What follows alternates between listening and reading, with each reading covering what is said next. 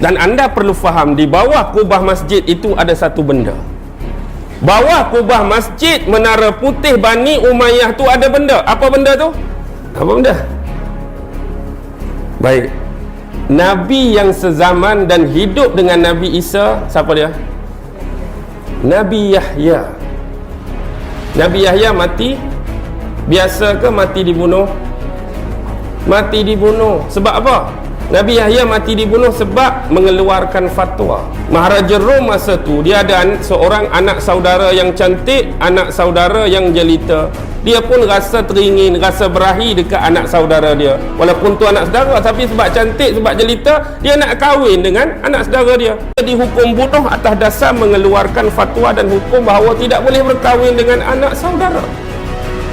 Dia dibuat helah, akhirnya dalam satu majlis dipenggal kepala dia. Bila penggal kepala Nabi Yahya, jasad dia ditanam di mana?